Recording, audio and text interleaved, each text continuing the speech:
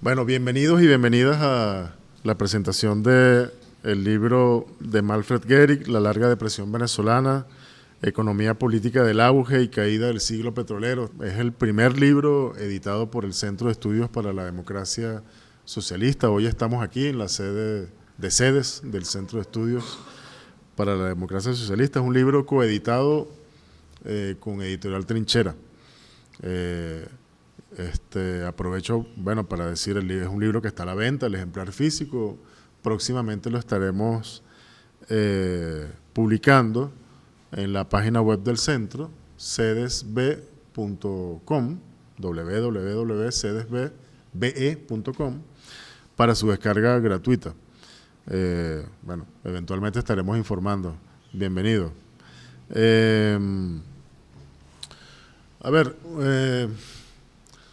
Nos acompaña Manfred Gehrig, el autor del libro, y también el compañero, amigo Javier Bierdó. Yo quisiera comenzar diciendo que más allá del libro, o el libro es un pretexto, en el mejor sentido de la palabra pretexto, para, apuntalar lo que nosotros creemos que es uno de los objetivos fundamentales de este espacio al que le estamos apostando tanto, ¿no? como el CEDES, el compañero Elías Agua y mi persona, y en general el equipo del Centro de Estudios, ¿no? Nosotros le estamos apostando muy fuerte a lo que consideramos la necesaria reconstitución o fortalecimiento del espacio público, es decir, del espacio de debate público. O sea, creemos que que la esfera pública o la esfera de debate público es una esfera o un campo o un espacio que se ha venido reduciendo mucho, muy peligrosamente. Todo lo que se haga en pos de fortalecer o de reconstituir ese espacio, que es un espacio vital para cualquier democracia, sobre todo para las democracias como nos gustan a nosotros, como le gustan al pueblo venezolano, que son las democracias de alta intensidad.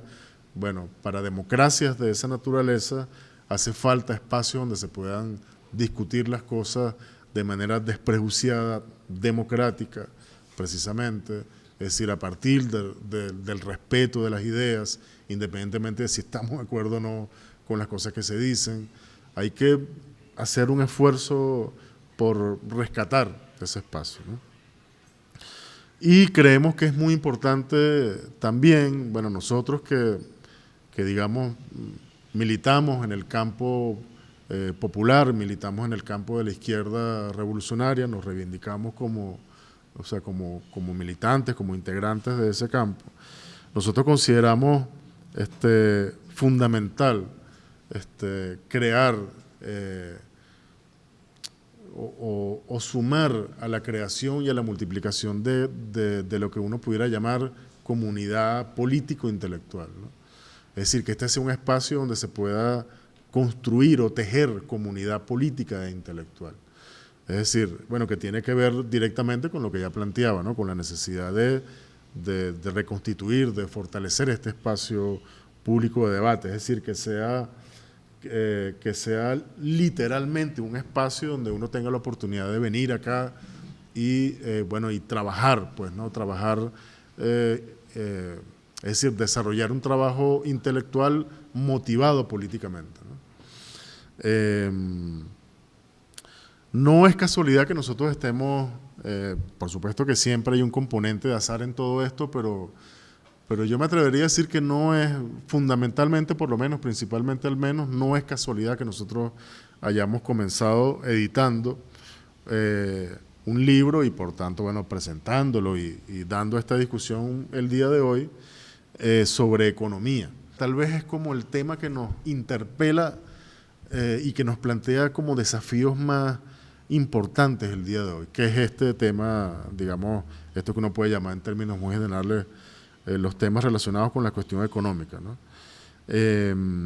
Yo creo que no, parte de lo que nosotros hemos debatido durante los últimos años, y a partir de la creación de sedes durante los últimos meses, no basta con dar cuenta de de la insuficiencia sobre los relatos sobre la cuestión económica, ¿no? Sobre el relato, digamos, característicamente antichavista, o de la derecha venezolana, digamos, como todo ese sentido, como una, ¿cómo se podría decir?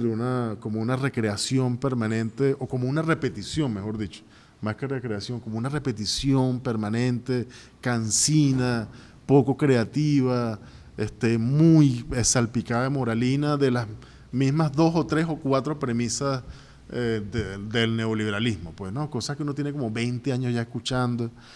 Eso por una parte, ¿no? Y bueno, está como demasiado claro a qué obedece la crisis económica venezolana, y entonces, bueno, toda la centralidad que le dan al tema de la ineficacia, y bueno, si en algún momento hubo digamos, una época las vacas gordas tuvo que ver con el precio del petróleo. Es decir, son es un discurso como armado a partir de 3 o 4 o 5 generalidades, y el mundo se explica a partir de como ese sentido común, ¿no? Es como muy fácil adivinar que falta demasiado rigor allí, incluso en algunos casos, no siempre realmente, ¿no? Pero en algunos casos mucha deshonestidad intelectual, en fin. Es como una discusión que está como zanjándose siempre, más bien como posponiéndose siempre, ¿no? El problema es cuando el relato oficial sobre la cuestión económica, sobre todo de un tiempo para acá, oye, adolece digamos, de algunas fallas o de algunas debilidades muy similares, pues, ¿no? Es como un relato,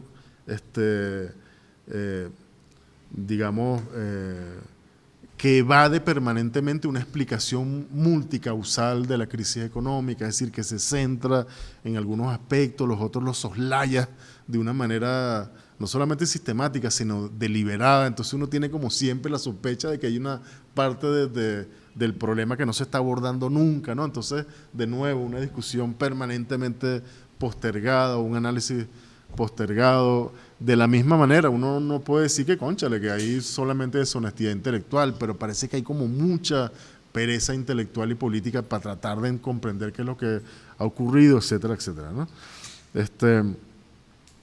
Bueno, mucha propaganda, mucha moralina también. Pero bueno, dar cuenta, digamos, de que eso está ocurriendo no es suficiente, pues, ¿no?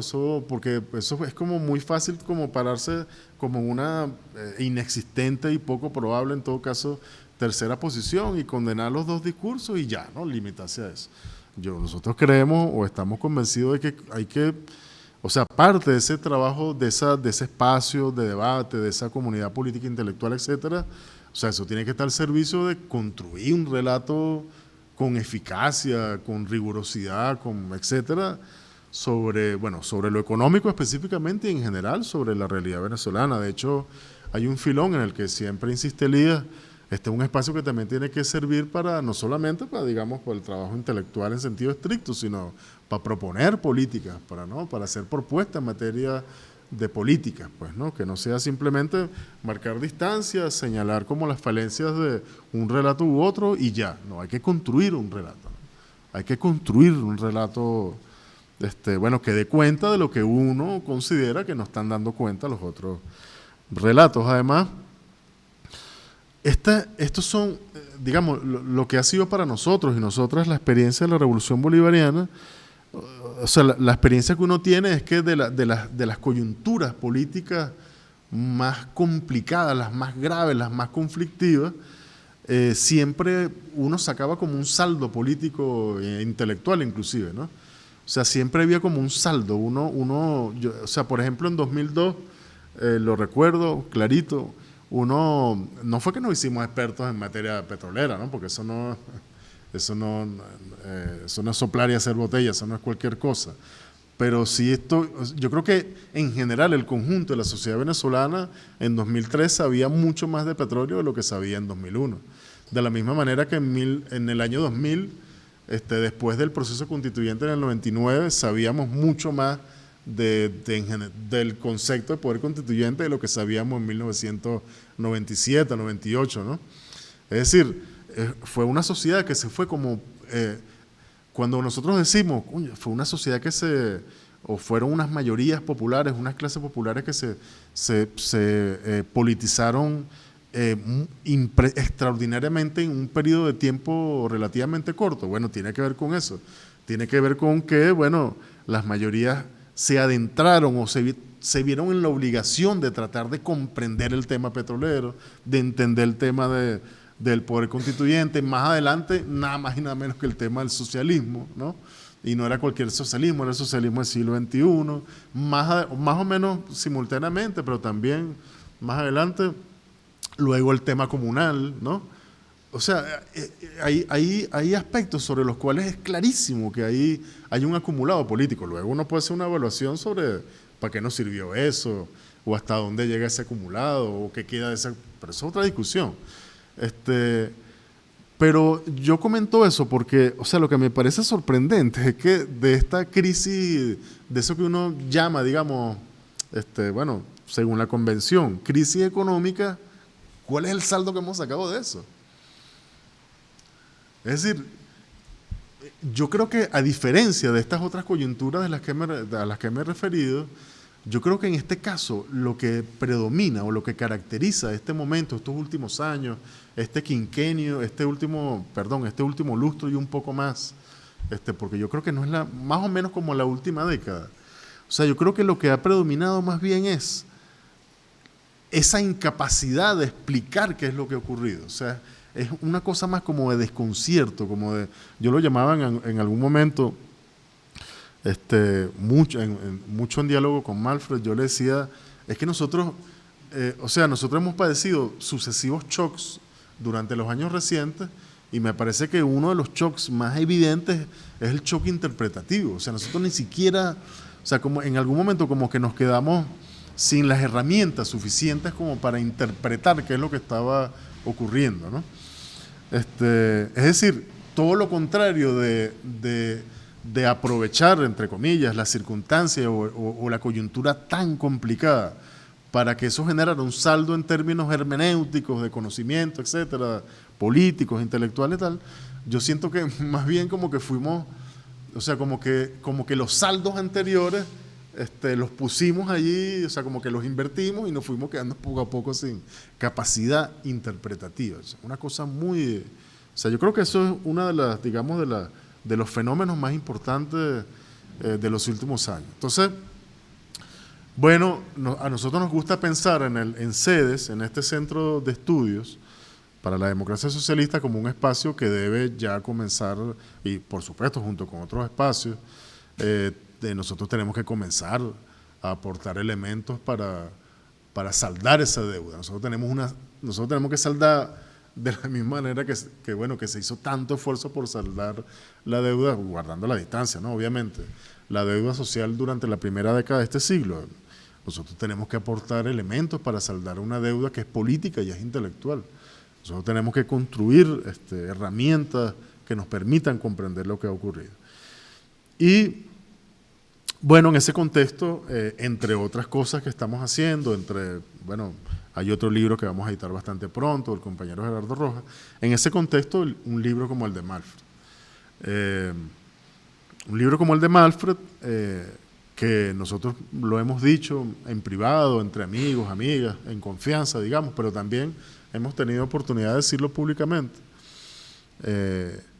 Yo cuando terminé de leer por primera vez el libro completo, pues todos los capítulos, ya habíamos tenido unas primeras jornadas de discusión donde habíamos tenido chance como de escuchar y de discutir un poco como las premisas centrales del libro.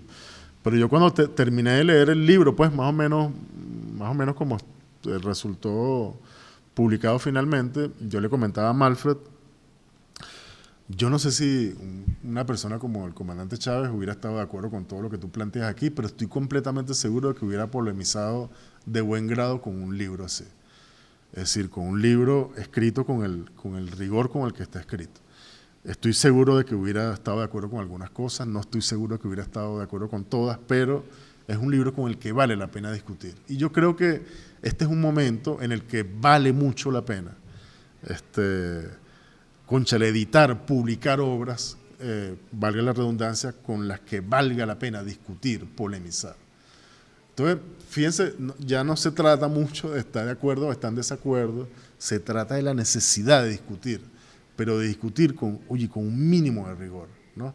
Con un mínimo de rigor, es decir, que haya obras que sugieran puntos de partida distintos de lo que uno está ya un poco como agotado de escuchar un poco, digamos como siempre, más o menos los mismos discursos, que el problema no es que los escuchemos mucho, el problema es, como ya les decía, son discursos bastante poco eficaces que nos están, bueno, como permanentemente soslayando una parte de la explicación.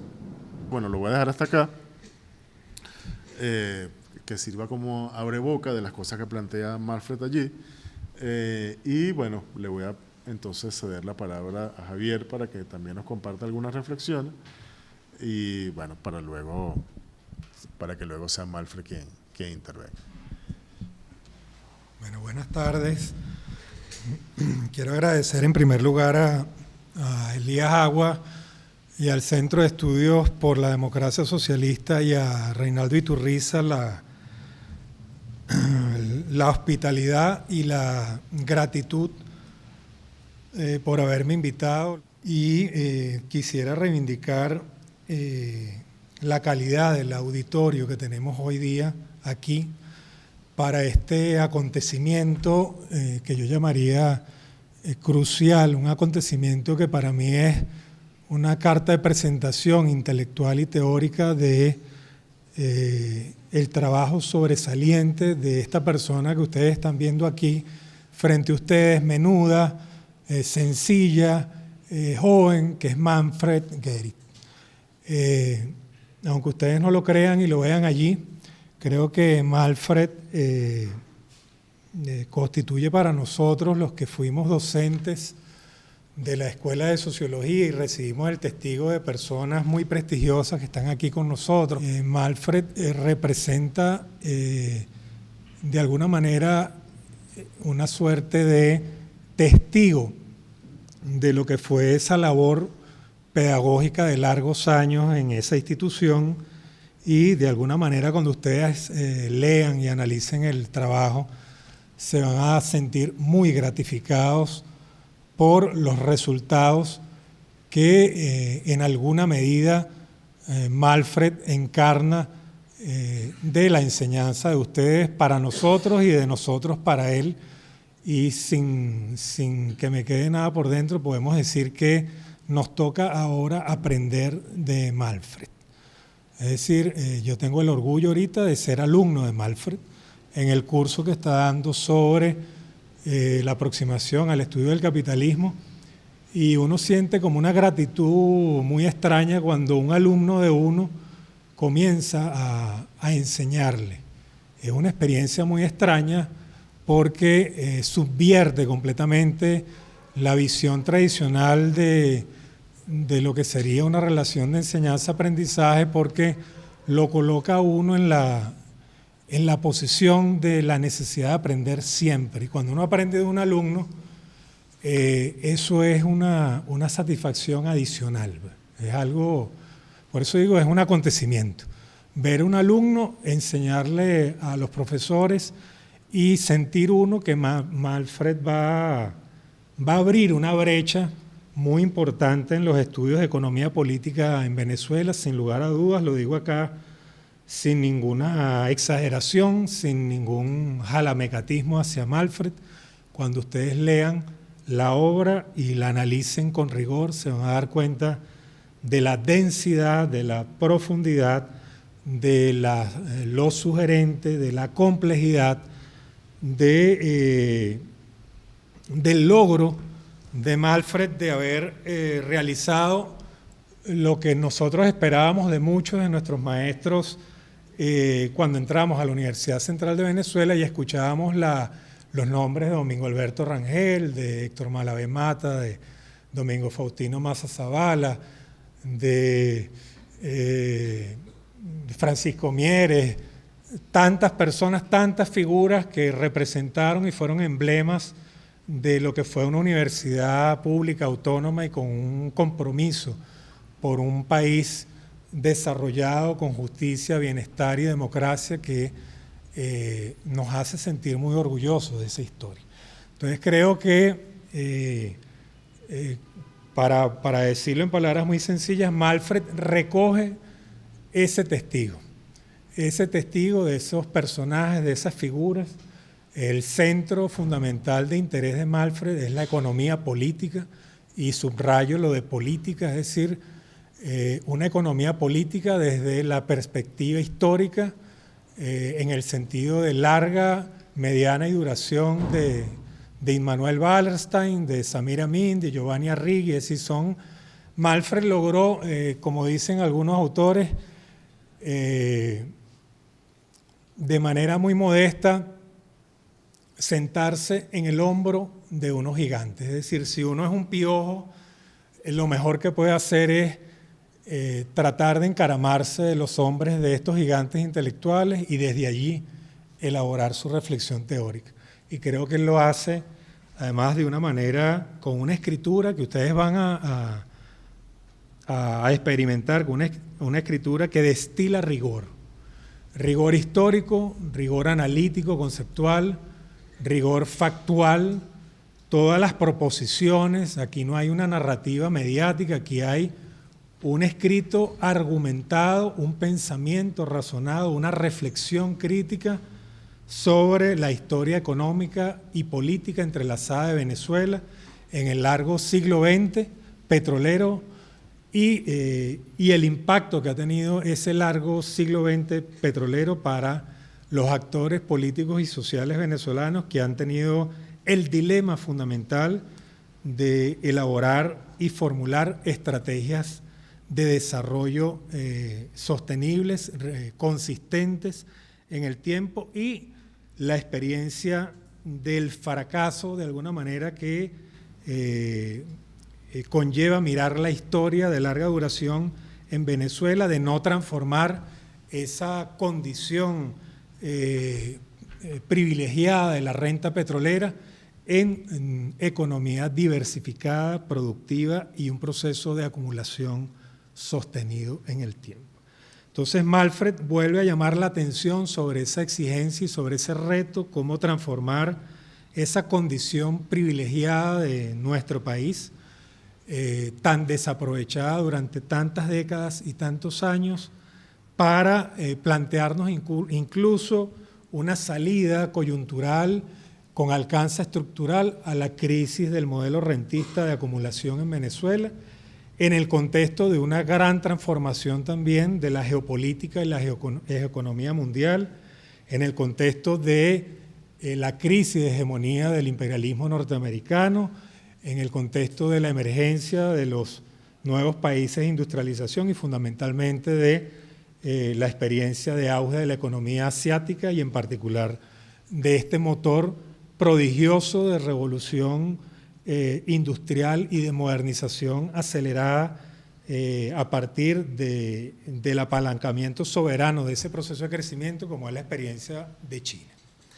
En todo caso, yo no me voy a extender mucho, solamente quisiera motivar afectivamente en primer lugar y luego intelectualmente para una lectura lo más rigurosa posible y en diálogo con Malfred Gehrig.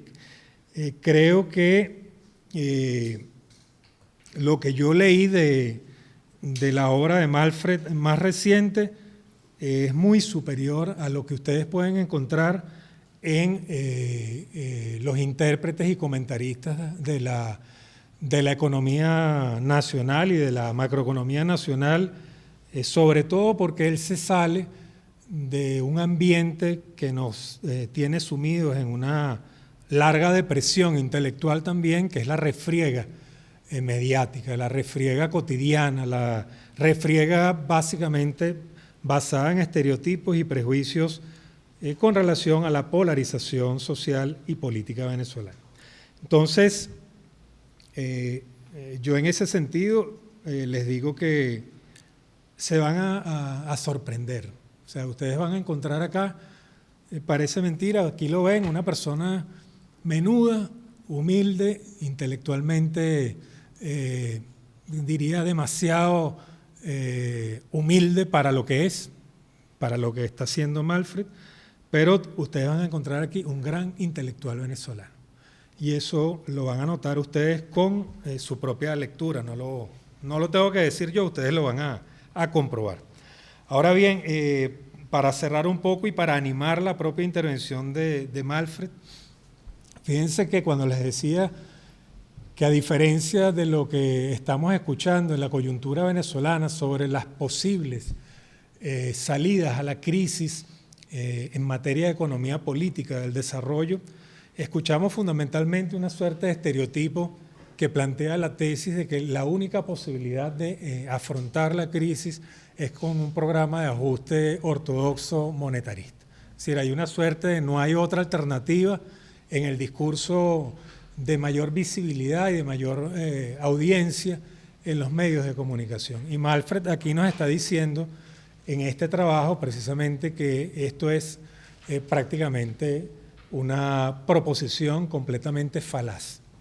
Y lo dice a partir de una suerte de, vamos a llamarlo así, de baile pendular entre la argumentación de Joseph Schumpeter para entender los procesos de desarrollo más allá de las políticas de corto plazo, de ajuste de corto plazo, y lo que propone un autor poco trabajado y leído en Venezuela como es Karl Polanyi, que es precisamente el molino satánico. ¿A qué llama Karl Polanyi el molino satánico? Esta idea de que el capitalismo de mercado, el capitalismo basado en el fundamentalismo de mercado, va a permitir por sí mismo lograr la superación de la pobreza, de la miseria y lograr de alguna manera un equilibrio virtuoso para recuperar las condiciones materiales de existencia de los trabajadores, el ingreso real de los trabajadores y en particular de los más vulnerables. Ese molino satánico del mercado como mano invisible y como de alguna manera máquina convertida en Dios de las decisiones para todos los agentes es refutado completamente en este trabajo utilizando la argumentación de Karl Polanyi y de Joseph Schumpeter y nos plantea no una transición retórica hacia el horizonte utópico que todos deseamos desde la comunidad de valores de la izquierda, sino una política de mediano plazo que plantea la recuperación de una estrategia de crecimiento con desarrollo para el país.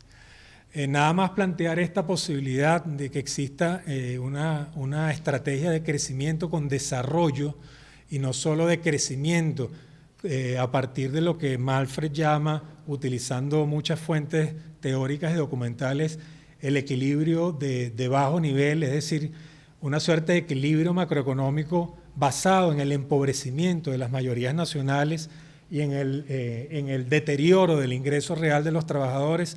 Precisamente ese es el equilibrio que Malfred dice que cancela la posibilidad de una estrategia de crecimiento con desarrollo para el país.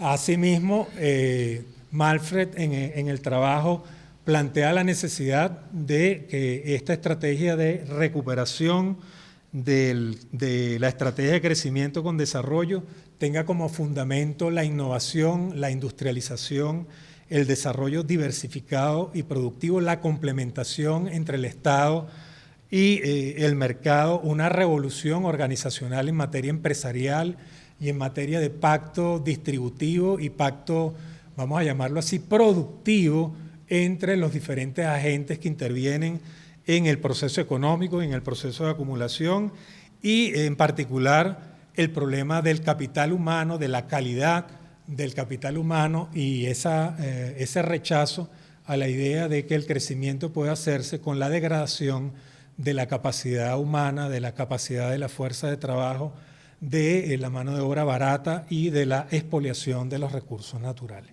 Entonces, en este texto hay una salida distinta a ese planteamiento y eso es uno de los valores agregados que tiene este trabajo, que es muy importante analizar, polemizar, discutir, porque salimos un poco de la trampa narrativa, de la trampa del discurso mediático, de que la única posibilidad que tenemos para enfrentar la delicada situación que tenemos en el país de esta combinación de factores tan explosivos de bloqueo internacional, crisis de larga duración del modelo de acumulación, situación del COVID y la problemática de la recomposición política de los actores en el país, ese cuadro tan complicado de factores y variables se puede realizar desde otro lugar distinto a una simple estrategia basada en el enriquecimiento de quienes más tienen y en el empobrecimiento de la mayoría nacional.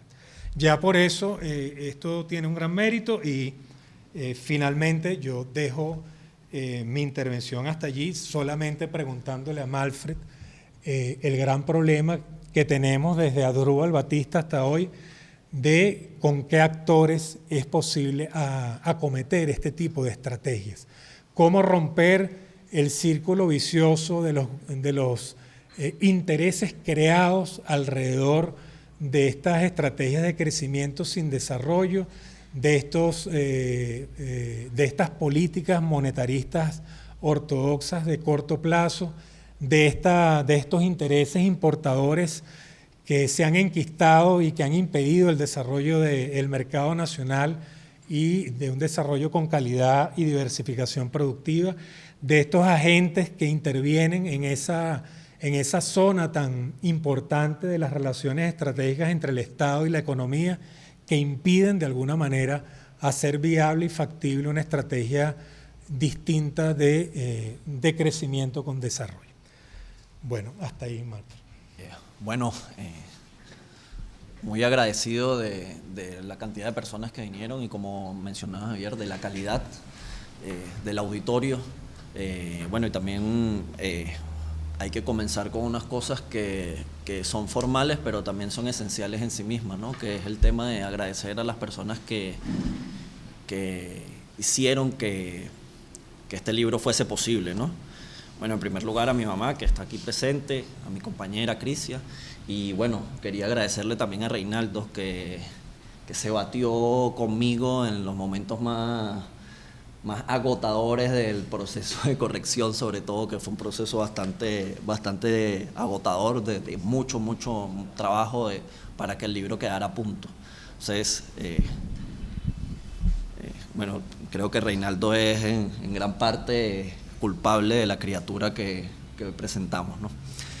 Bueno, también a las más personas, a Elías, a Alcedes, a los compañeros que constantemente están con uno, motivándolo para que estas cosas cobren sentido en medio de una realidad nacional donde es difícil apostarle a la escritura de un libro, a seguir investigando, a seguir leyendo diariamente, etcétera, etcétera.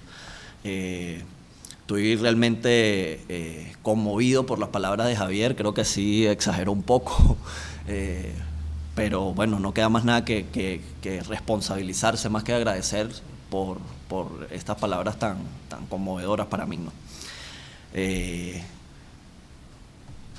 Ya finalizada la parte de la presentación, yo creo que si a mí me tocara explicar de manera muy sucinta las cosas fundamentales o las principales cuestiones que yo creo que en que este libro innova, yo diría que son dos cosas, ¿no? La primera es una pregunta que yo me hice hace alrededor de 8 años cuando empecé a investigar este tema, ¿no? Y es si yo podía construir un modelo secular que explicara el ciclo petrolero venezolano. Un modelo secular de la acumulación de capital durante el ciclo petrolero venezolano. Y pasé durante mucho tiempo leyendo la bibliografía y el debate económico sobre la explicación de los ciclos económicos y los modelos seculares de acumulación. Y encontré en una serie de autores, entre los cuales yo creo que los principales en este sentido serían Marc Schumpeter y Giovanni Arrighi, la posibilidad de entender el siglo XX venezolano a través de un ciclo secular de acumulación de capital, que tuviese unas fases, que tuviese unos comportamientos agenciales, que tuviese unos comportamientos estructurales, etc. Y ahí fue donde nació este concepto del ciclo petrolero venezolano. Básicamente el ciclo petrolero venezolano es el ciclo de acumulación del periodo en el que Venezuela se insertó en la economía mundo capitalista como proveedora de energía en función de un ciclo que tenía como característica ser intensivo en medios de producción y ser intensivos en energía.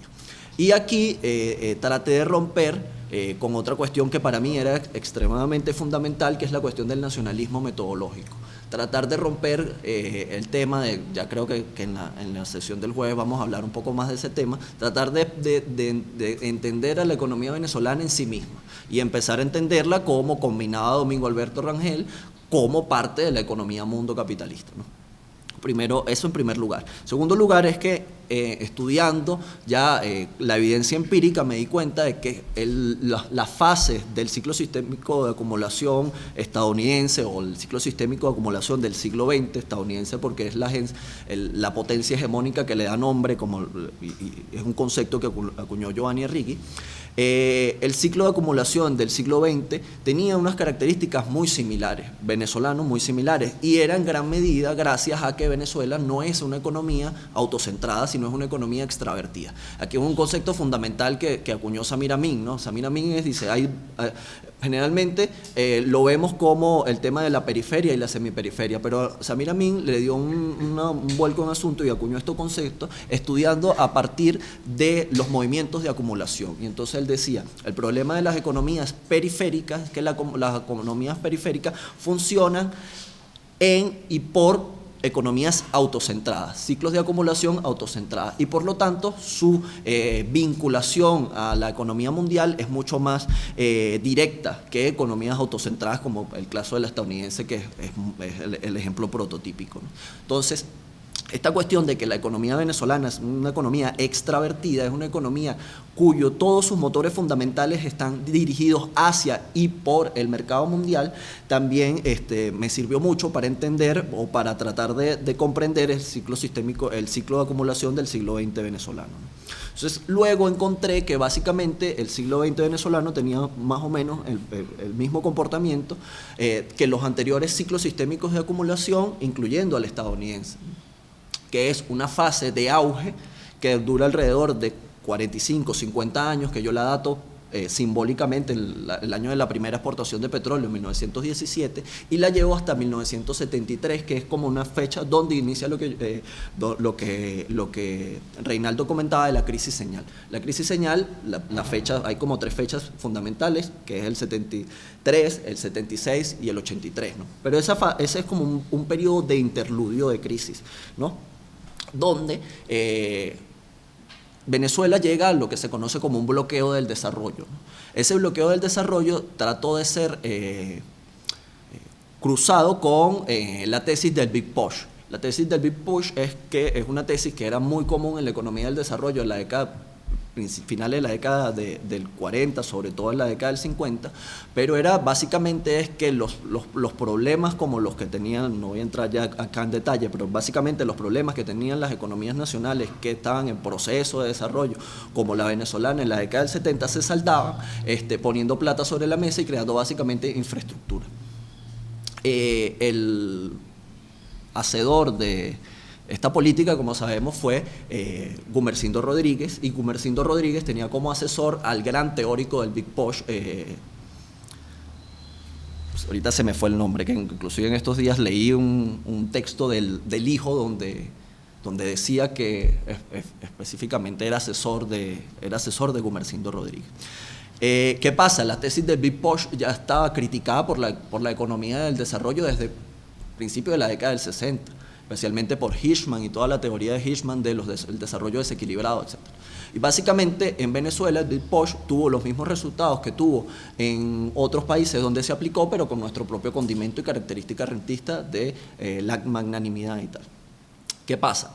En la década de los 80 hay una ruptura con esta cuestión de la que hablaba Reinaldo, de las sendas prototípicas de acumulación.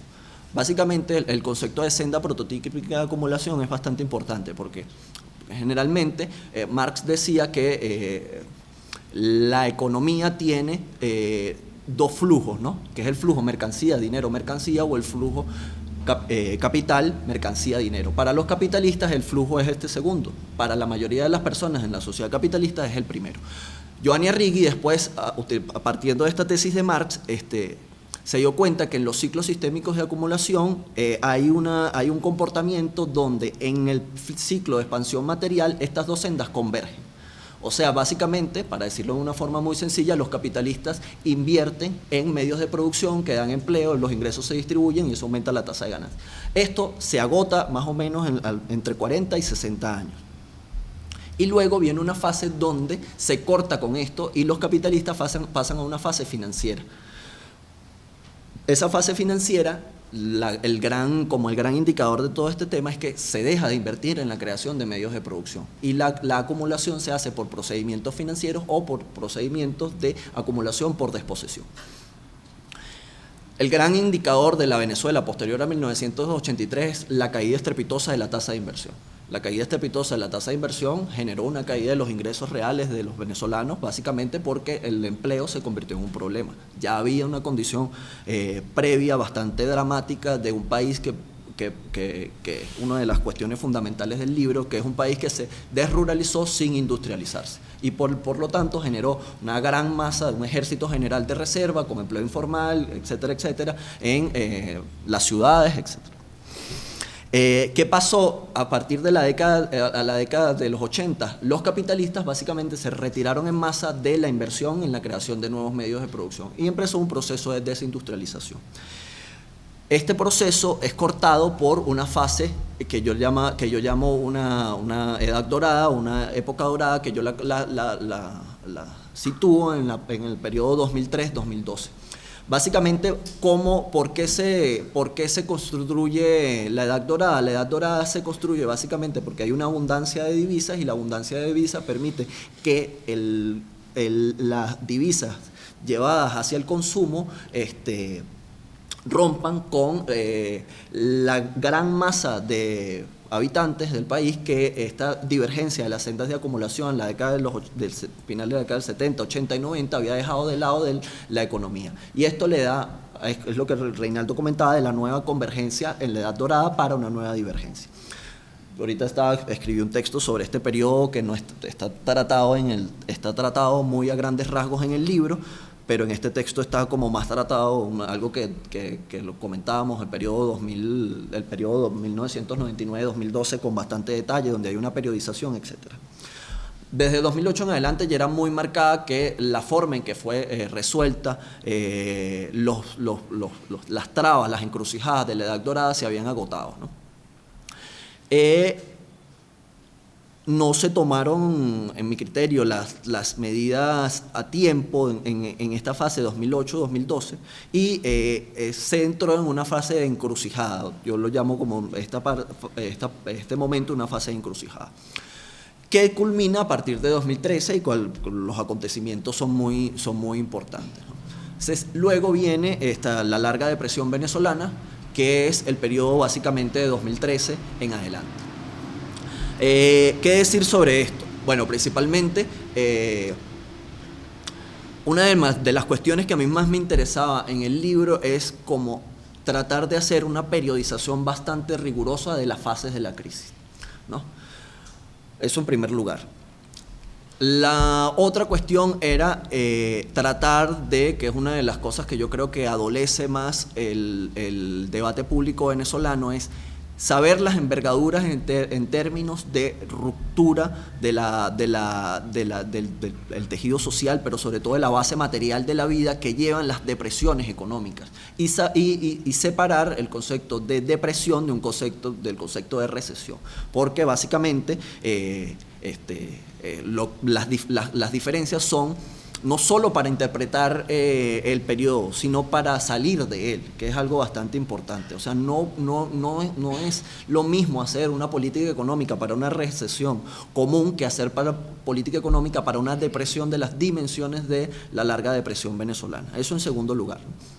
Lo otro, en tercer lugar, era tratar de hacer las preguntas sobre las fases de la larga depresión venezolana a contravía, es decir, tratar de preguntarme, por ejemplo, el tema de las sanciones. Voy a poner un ejemplo prototípico. La pregunta mía era, ¿Por qué unas sanciones tan graves como las que se le aplicaron a Venezuela, que yo las llamo un arma de destrucción masiva financiera, no hicieron un impacto tan profundo? ¿Qué había pasado antes, por ejemplo? Esa es una de las preguntas de las que yo me hice. Y así me pregunté sobre el shock a las importaciones, sobre la crisis de deuda, que para mí tiene una importancia central para explicar el tema de la hiperinflación, sobre el periodo 2012-2015, que también es muy importante porque es algo que ya como que ha desaparecido, y todo el tema de la crisis de retroconversión del dinero en capital, del colapso del mercado cambiario, de la no resolución de la crisis de deuda que explota con el shock de los precios del petróleo en 2015, etcétera.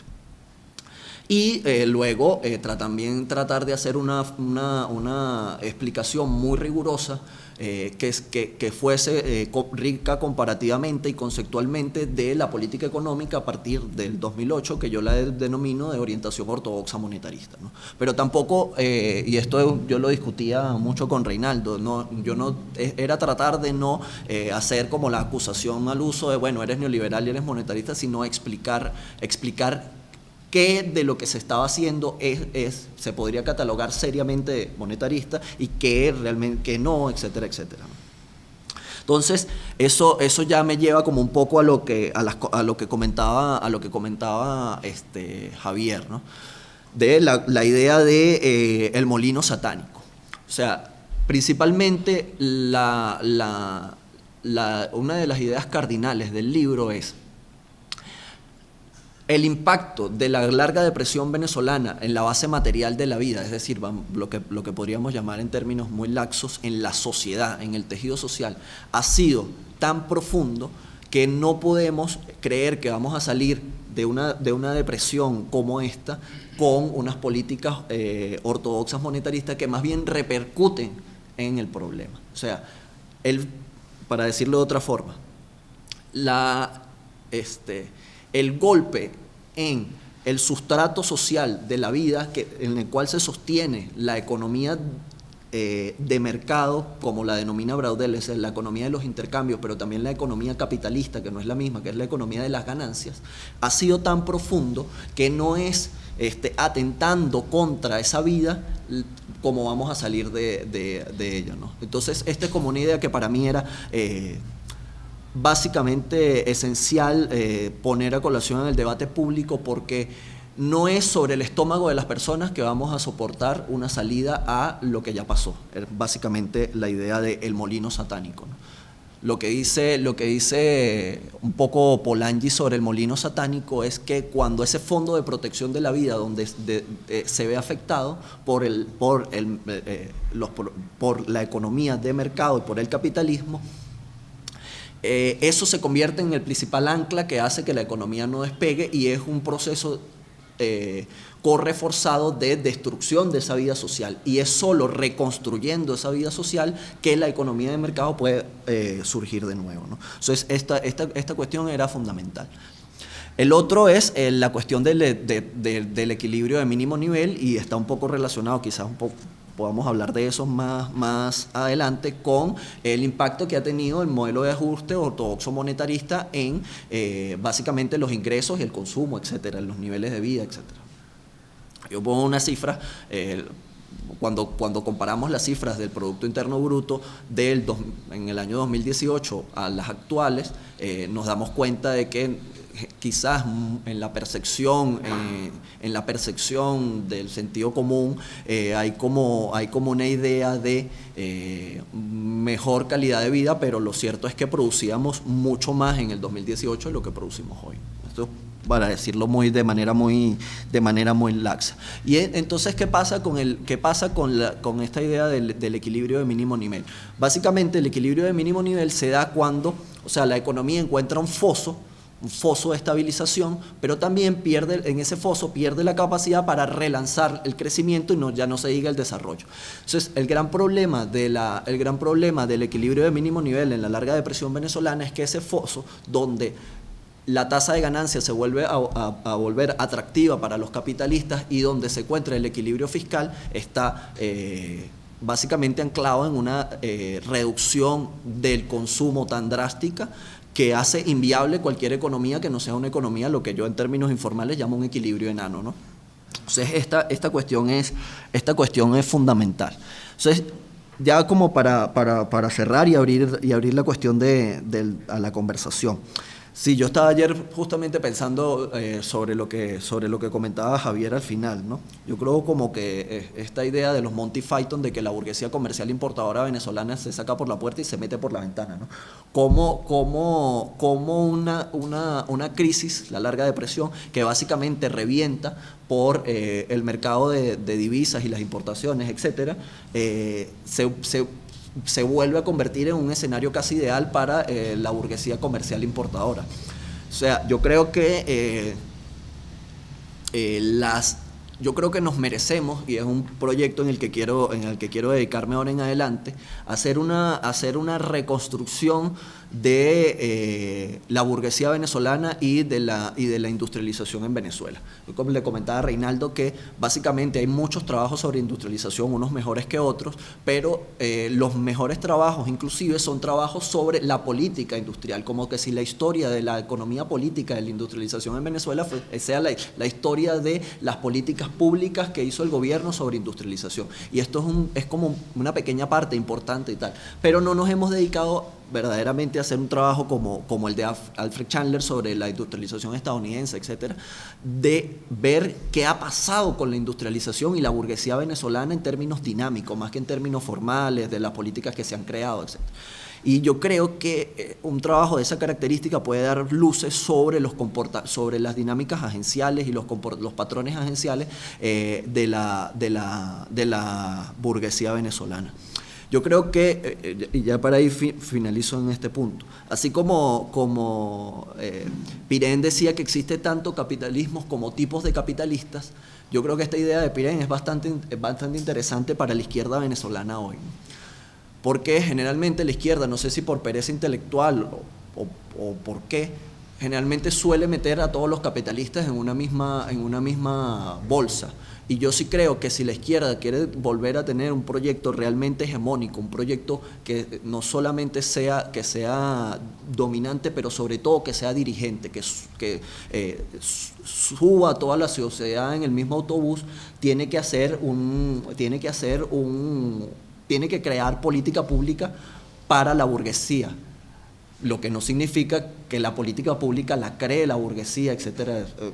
Me explico un poco con esto. Crear política pública para la burguesía es, yo creo que en el periodo 2003-2012 se hizo eso. Es cómo tú haces que la burguesía se suba a un proyecto nacional de desarrollo donde el locus de la acumulación de capital sea un locus de acumulación material, es decir, donde se invierta en medios de producción, donde la tasa de ganancia esté regulada, etcétera, un poco lo que yo explico al final del libro, donde los ingresos de los venezolanos crezcan al igual que crece la tasa de ganancia, no como ahorita donde los ingresos, la pauperización de los ingresos es la condición de posibilidad para el restablecimiento de la tasa de ganancia, etc.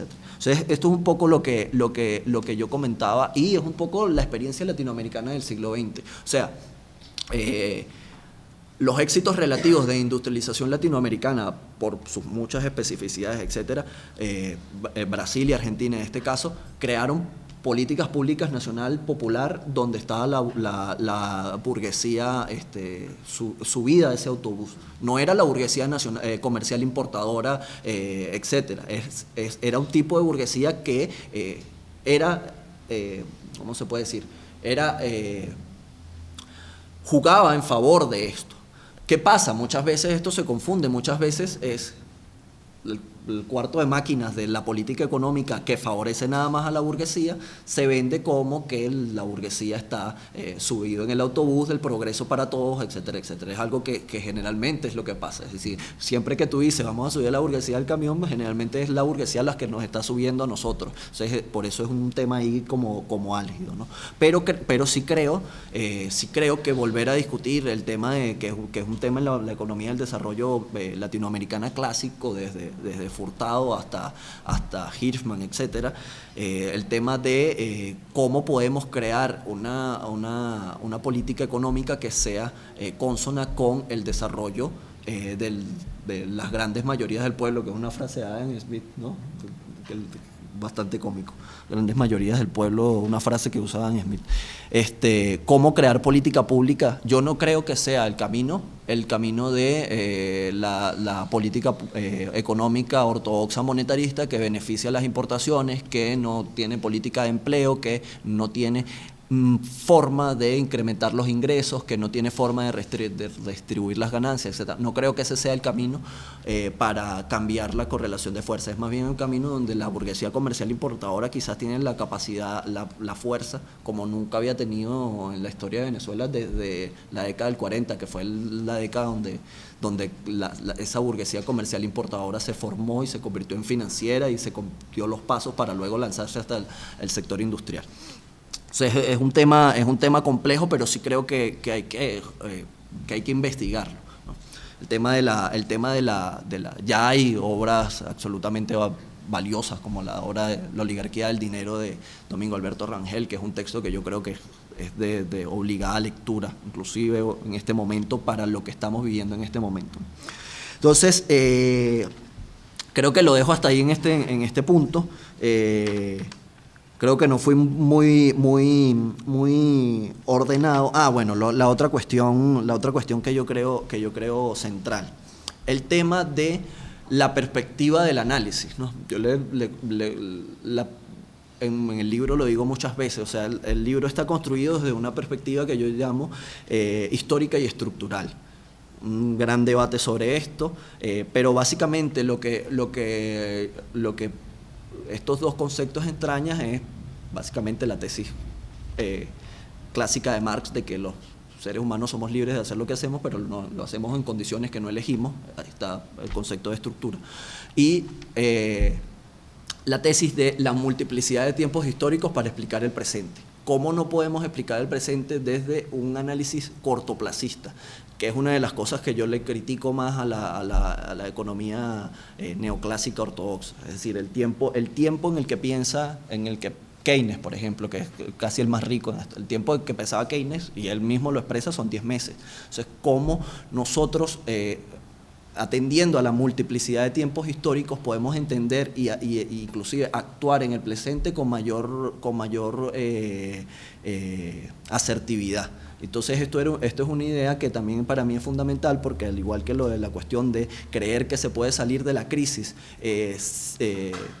sin atender a esa sociedad que fue destruida por la crisis, es igual, yo creo que se pueda salir de la crisis sin una política que entienda la crisis en su complejidad histórica estructural. Es una política cortoplacista que tiene unas características determinadas y que básicamente siempre nos va a llevar a los mismos cuellos de botella.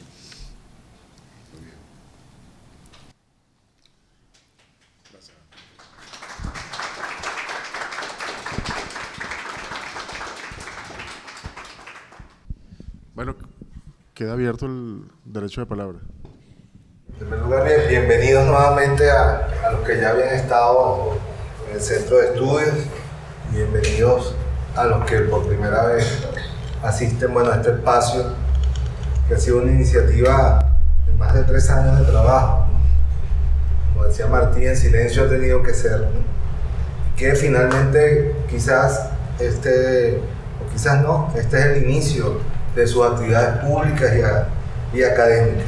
Yo felicito a Reinaldo porque todos estos meses se ha dedicado a darle cuerpo, a darle organización y programa a este centro de estudio, que apunta un poco en esta primera presentación del libro de Marx, que es no solo identificar, sino orientar un pensamiento estratégico sobre la sociedad venezolana.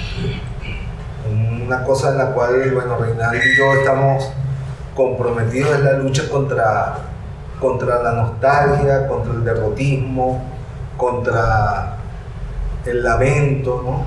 de lo que pudo haber sido y no fue. Y también de esa necedad persistente, valga la redundancia, de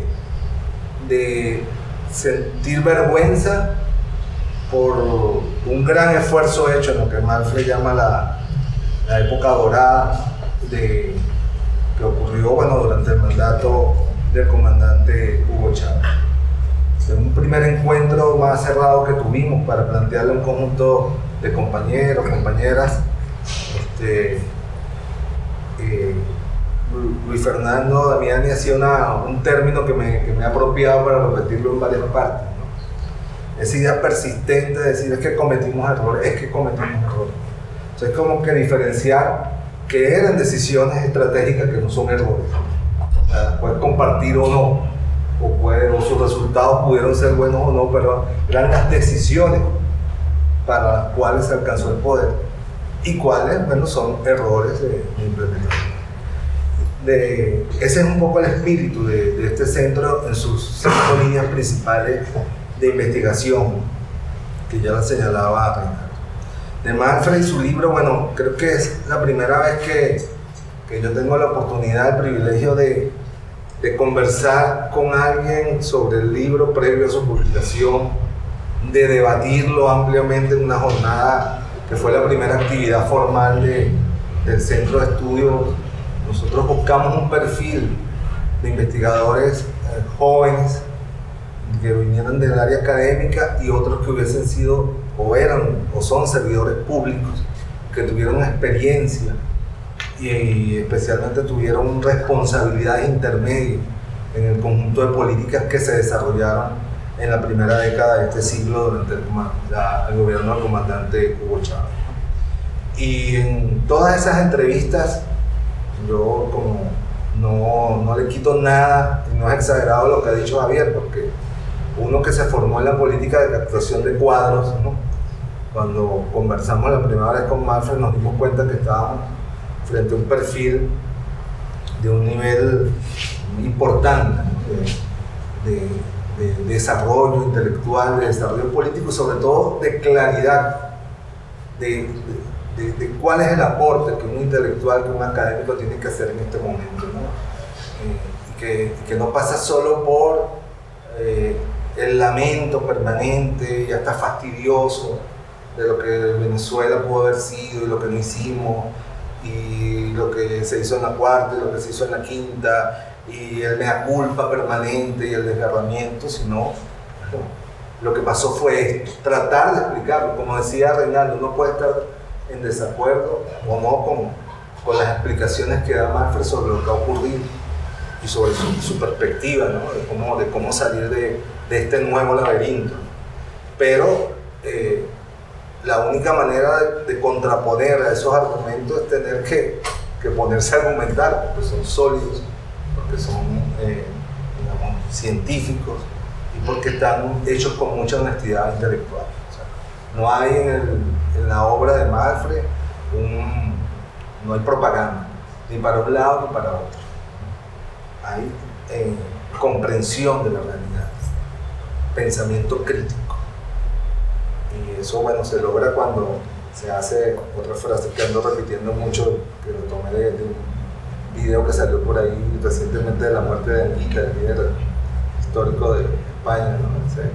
Pero no es la libertad de conciencia, sino la conciencia de ser libre, ¿no?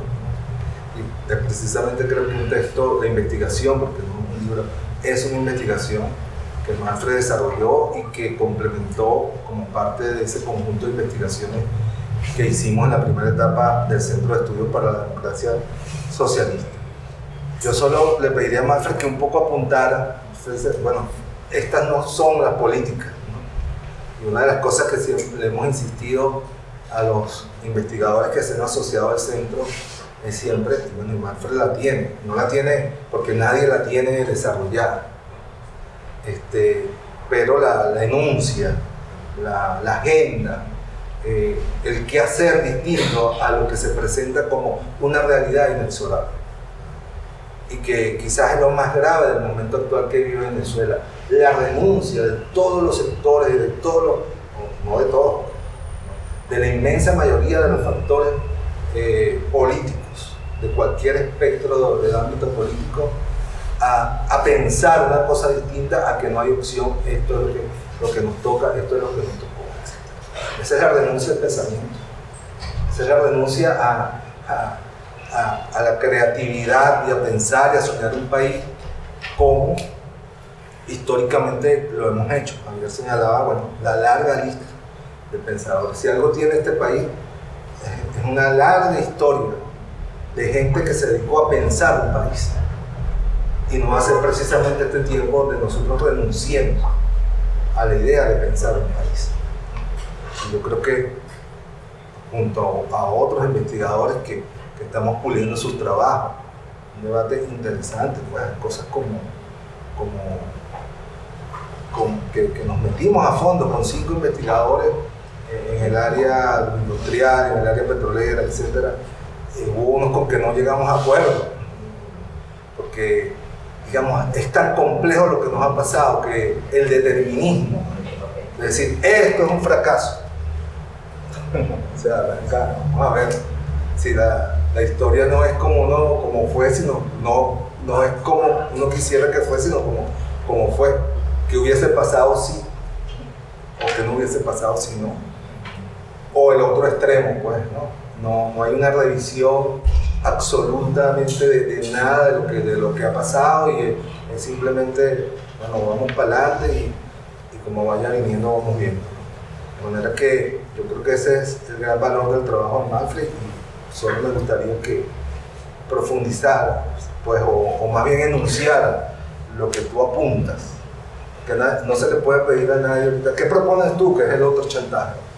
¿Qué propones tú a lo que se está haciendo ahorita? Bueno, no propongo, pero lo que no se puede aceptar o lo que no se nos puede pedir a nadie es que dejemos de pensar que puede haber otra cosa distinta a hacer. Porque siempre la ha habido. Porque la sociedad es el desarrollo de la posibilidad de pensar que hay otra manera de resolver las cosas y hacer las cosas en un momento determinado, en un momento complejo. Y bueno, es eso, ¿no? Buenas tardes. Sí. Ante todo, felicitar la creación primero del CEDES, de un centro que bien hace falta en Venezuela. Pensar lo alternativo tiene siempre dificultades, y la mayor dificultad tiene que ver cómo toma quienes están en cargo, porque tenemos una cultura en las últimas décadas de mucha propaganda y de criticar el pasado, pero ni con el pétalo de una rosa las cosas del presente. La propia experiencia del Centro Internacional Miranda, 2006-2015, es una experiencia de pensamiento crítico que no siempre fue bien interpretado por quienes estaban en funciones de gobierno. Yo creo que es importante cómo la interlocución se logra. Ojalá y eso sea distinto en esta oportunidad, hay un canal permanente de diálogo. Creo que eso es fundamental para entender, y felicitar nuevamente la visión que se tiene del vínculo, tanto el autor como Javier lo plantearon, de alguien que es fundamental para las ciencias sociales venezolanas, muy olvidado, Domingo Alberto Rangel. Y en cuanto a la obra, bueno, es un trabajo espectacular. Me queda una preocupación, el poco abordaje, pero tú al final lo decías, que es quizás el próximo estudio sobre la constitución de la burguesía en Venezuela y de la clase trabajadora. Y quizás ver algo que muy poco se ha intentado tocar, quizás Domingo Alberto Rangel, uno de los pocos que precisamente lo hizo antes de morir, que es cómo ahí es incorrecto hablar de una sola burguesía, como hay una burguesía que tiene unos orígenes en 1917, pero que entra en contradicción con el Estado, con el golpe de Estado en 2002. Hay una ruptura con el tema de importación, y ese ciclo de oro que tú hablas de industrialización 2003 coincide también con una nueva forma de acumulación que da origen también a un nuevo sector burgués, que es algo sobre lo cual hay que comenzar a hablar y decir cómo hay una nueva burguesía, entiende, que entra en conflicto con el Estado y con la política, y buena parte de la crispación política que hay posteriormente al golpe de Estado tiene que ver con el surgimiento también de una nueva burguesía y de la vieja burguesía, que tiene quizás el momento del mayor cisma en 2017.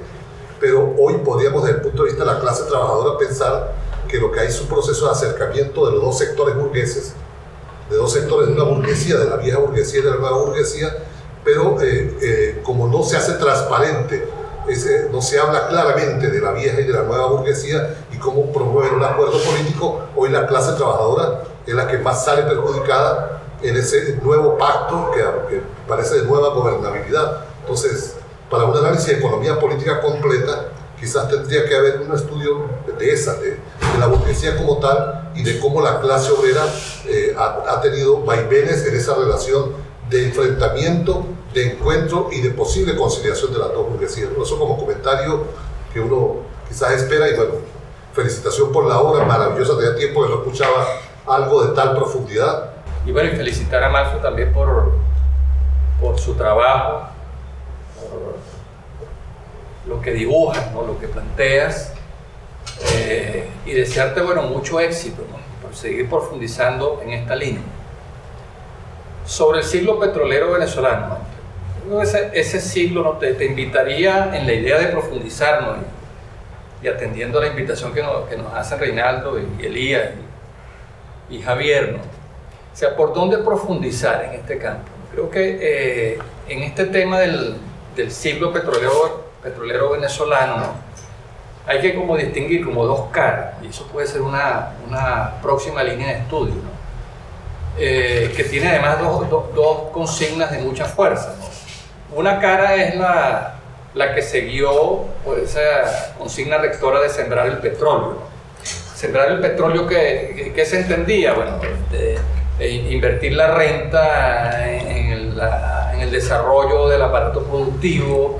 Se creó toda una estructura estatal para ofrecer financiamiento a bajas tasas de interés, largos plazos, a sectores económicos, ¿no? Sector comercio, sector industria, agricultura, ¿no? Y de esa manera se distribuyó la renta durante muchos años. Y esa distribución de la renta es lo que da origen al capitalismo rentístico, ¿no? Es la médula, es la base, un modelo de producción capitalista que se desarrolló mordiendo la renta y captando la renta a través de préstamos, a través de contratos con el Estado, etc. Pero ese siglo petrolero tiene otra cara, ¿no? que es la del neorrentismo socialista, ¿no? Donde ya la consigna no es sembrar el petróleo, sino la inversión social de la renta. Pero al final de cuentas, ambos periodos, tanto el capitalismo rentístico como el neorrentismo socialista, tienen como en común que son expresiones distintas del mismo modelo extractivista, basado en la explotación de un recurso natural y en la captación de una renta internacional, que en el primer medio siglo se distribuyó fundamentalmente hacia la inversión económica, y que en el segundo medio siglo se destinó fundamentalmente a la inversión social. Y en ese segundo siglo no es que se haya descuidado la distribución de la renta hacia el aparato productivo, ¿no? Enlazando con lo que decía Luis Bonilla, en esa profundización del estudio de la burguesía venezolana, nosotros tenemos ya más de una década escuchando hablar de la boliburguesía venezolana, ¿no? De los bolichicos, ¿no? ¿Cómo caracterizar, ¿no? Eso? Bueno, te propongo cosas, ¿no? Que pudieran estudiarse. Si nosotros hiciéramos, por ejemplo, un examen de cómo se distribuyó la renta petrolera a través de Cadivi, a través de Sencoex, nosotros vamos a empezar allí a caracterizar ese nuevo, a descubrir, a ponerle nombre y apellido a ese nuevo mapa de actores económicos y actores políticos que surgió en el país. O sea, esos nuevos apellidos, los nuevos amos del valle, ¿no? Y vamos a ponerle rostro a eso que de manera etérea y gaseosa se conoce como la boliburguesía, ¿no? Porque no solamente recibieron dólares preferenciales, es que también captaron el mayor porcentaje del financiamiento público a través de la banca, del sistema de financiamiento público. Y ahí tendríamos otra pista, ¿no? O sea, ¿quiénes fueron los beneficiarios de esos préstamos que las instituciones del Estado venezolano en el periodo de la Revolución Bolivariana otorgó? O sea, ¿quiénes fueron los beneficiarios? Igualmente, otra pista para ponerle nombre y apellido a esa boliburguesía, las exoneraciones arancelarias. O sea, ¿a quiénes se les perdonó el arancel? Las exoneraciones del IVA, las licencias de importación que le daban un monopolio al que la recibía, pues, porque era el único autorizado por importar. Entonces, hay aquí una serie, ¿no? de exámenes de quiénes fueron finalmente los destinatarios, los beneficiarios de los incentivos de la política económica, que nos puede dar muchas pistas y nos puede permitir identificar con nombre y apellido, con empresas, cómo ha cambiado el mapa de actores económicos de Venezuela y quiénes son los nuevos amos del baile. Te la dejo ahí, por ejemplo. Y el tema de la crítica al monetarismo me parece lo más importante, que es lo que habría que debatir. ¿Desde dónde lo criticamos? La cuestión es de dónde va a salir la crítica al monetarismo. ¿Va a salir de la nostalgia de la izquierda estatista, de los controles, de la crítica al Estado, pero cuando el Estado se llama, por ejemplo, la crítica al Estado burgués o el Estado adeco, pero el Estado chavista? Sí, yo creo que no es posible hacer una propuesta si no critica, o sea, si no sabemos, como estamos diciendo, qué es el Estado chavista, qué fue eso, qué es, ¿no? Sin esa crítica, ¿qué crítica puede haber al monetarismo? No lo veo claro. Entonces,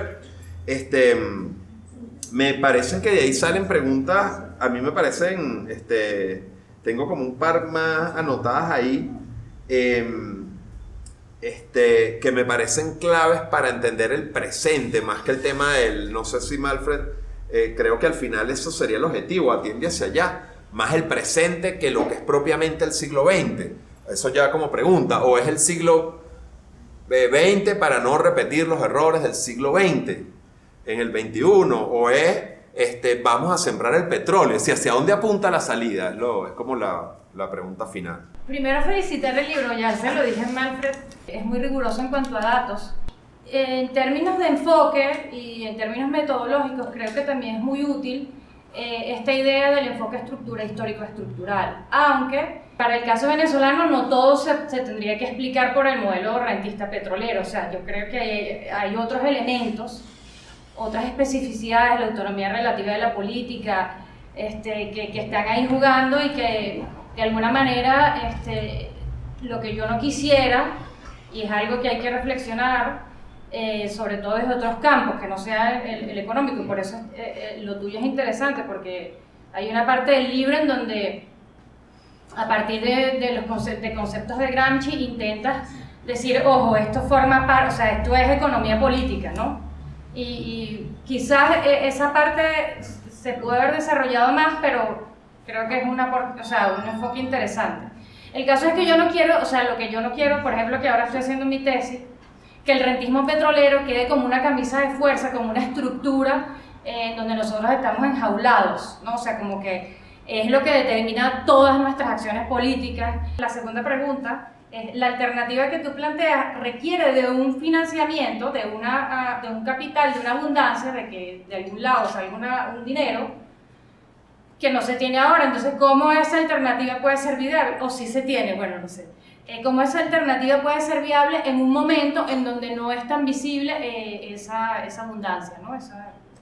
Yo te preguntaría, en esta investigación, ¿cuál de esos textos, cuál autor es el que mejor describe la economía venezolana? Y dentro de esa investigación, ¿cuál de esos autores es el que te caracteriza la estructura social venezolana? Si nosotros no tenemos claro, vamos a decirlo, la caracterización, la dinámica, la dialéctica de esa lucha, haciendo un análisis de situación, un análisis de coyuntura, nuestras propuestas, nuestras ideas, la lucha política del campo del pensamiento, la lucha política del campo de la idea, la lucha política del campo teórico, que yo creo que ese es el valor de este texto. Es un texto que entra en la lucha. Como decía Elías, puede guiar y orientar en la formulación o reformulación de políticas, o sea, políticas completamente diferentes. Puede guiar, vamos a decir, la construcción de una práctica. Te decía esto por lo siguiente, porque veo que adelantas algo ahí, y la pregunta era, ¿lograste más o menos perfilar, diseñar, vamos a decirlo, caracterizar, vamos hasta decir, describir, para no llegar a nivel de descripción, cómo se está dando ese movimiento, o sea, la construcción de la historicidad de Venezuela, cómo se está desarrollando esas relaciones, interrelaciones entre las clases y los grupos, entre la burguesía nacional Sí se trabajó, acuérdate, esa división, ¿no?, entre burguesía internacional y burguesía nacional, que ha desarrollado mucho por los dependentistas. ¿Cómo se ha desarrollado? Es un concepto que tenemos que tener claro y que tiene vigencia, el de lumpenburguesía. Es decir, toda esta burguesía importadora, o sea, que se ha desarrollado, se han cambiado de nombre. Si lo vemos de la cuarta hacia la quinta, existe como categoría, pero lo que hay es una movilidad. No voy a hablar de movilidad élite, en ese sentido, ¿no? Entonces, digo esto porque creo que el instituto, vamos a decir, este espacio de reflexión, de comunicación, que no solamente un espacio, vamos a decirlo, ojalá, para no seguirnos comunicando por las redes, un espacio que podamos pensar en voz alta, y felicito esta iniciativa y felicito este esfuerzo en que las condiciones, vamos a decir, no son favorables, que ahí es donde está el esfuerzo, ¿no? Planteo esto porque me parece que es un telón de fondo que debe tener el instituto, un telón de fondo para el desarrollo de cualquiera de estas líneas. Hay conceptos fundamentales. Si nosotros seguimos con lectura fragmentada, produciendo investigaciones fragmentadas, no vamos a entender la realidad. Siempre la dinámica de nosotros en el centro ha sido un poco como siempre sobre discusiones o planteamientos, a agendar esas nuevas discusiones, ¿no? Si uno quisiera que quedaran como en el aire posiciones o perspectivas del centro de estudios sobre temas que aquí han sido planteados. Tres temas fundamentales. Uno que planteó Víctor, ¿no?, y que además es un tema como muy repetido, que bueno, sí, Chávez hizo un gran esfuerzo en lo social, pero no hizo nada, absolutamente nada para cambiar el modelo de acumulación rentístico petrolero. Entonces, eso es como una suerte de verdad que nosotros aquí no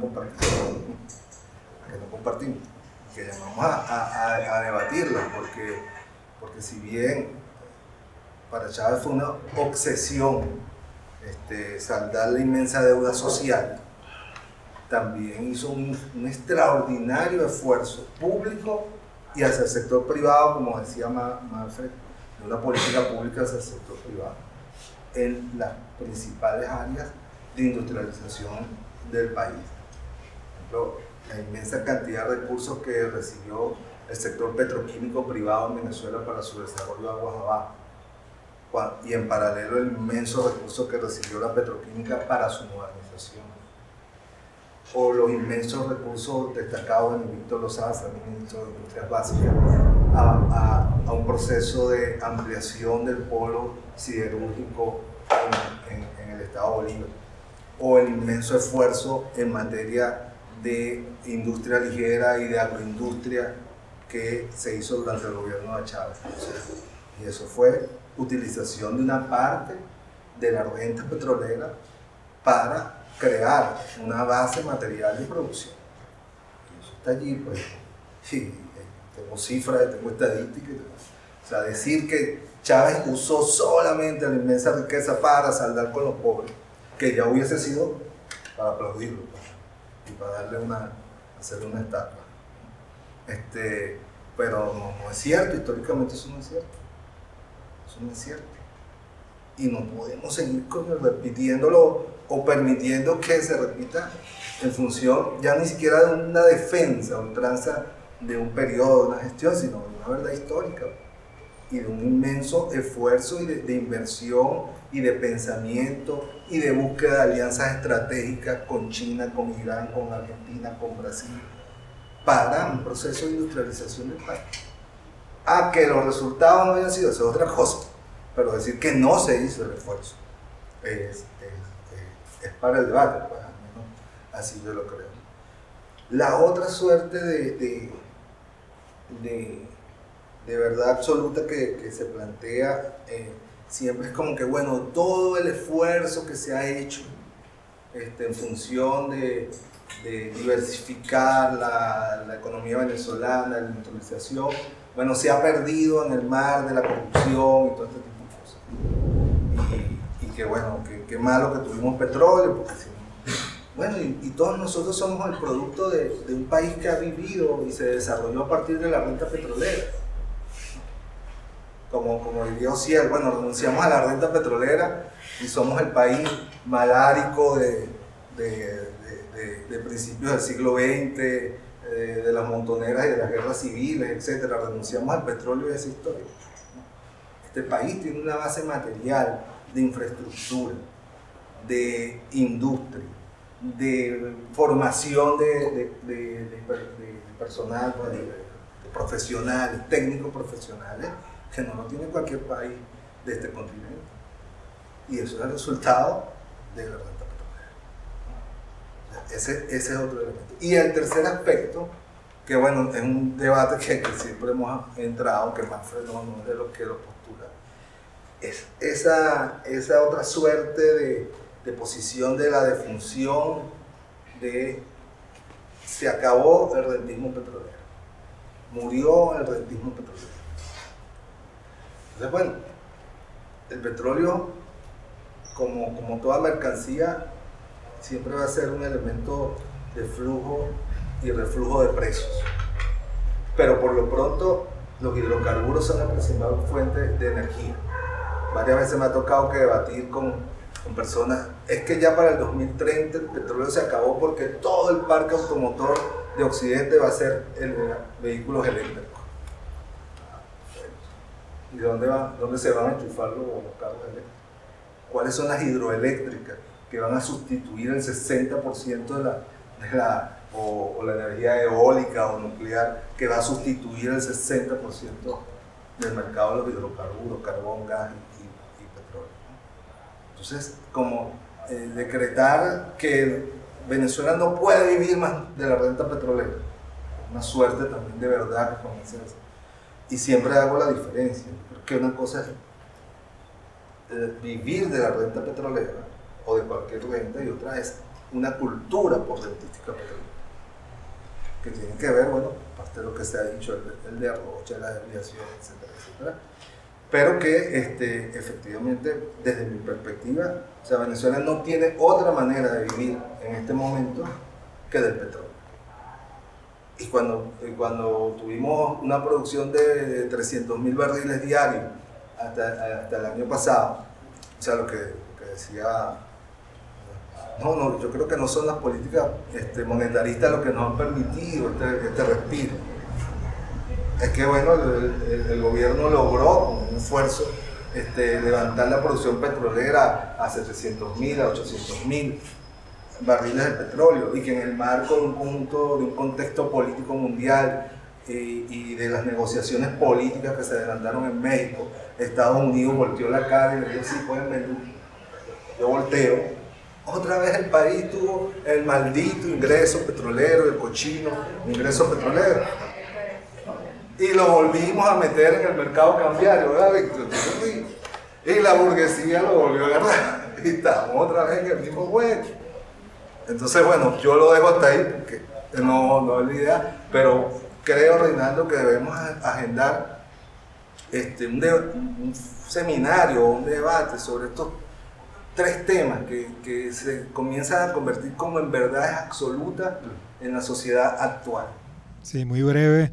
Básicamente es para ratificar un poco y proponer al centro los niveles de discusión y los planos de discusión en los cuales se está moviendo el trabajo de Manfred. Yo quisiera reivindicar, en primer lugar, que cuando él plantea la necesidad, es una interpretación que hago yo, Manfred me aclarará, me refutará o me dirá en qué coincide o no con lo que voy a decir ahora. Cuando plantea la necesidad de hacer un abordaje histórico estructural del largo siglo XX petrolero venezolano y las encrucijadas que en cada una de las coyunturas se le han presentado a los actores para tratar de transformar ese caudal de recursos de una renta no producida, sino básicamente apropiada de la situación privilegiada que tiene Venezuela en las cadenas de valor internacional con relación a la energía, creo que es importante situar un poco el tema de las relaciones entre estructura histórica, económica, social, los planos coyunturales y los planos más situacionales, donde la crisis pasa fundamentalmente por las decisiones, las estrategias, los proyectos y las concepciones de los propios actores en la lucha social y política.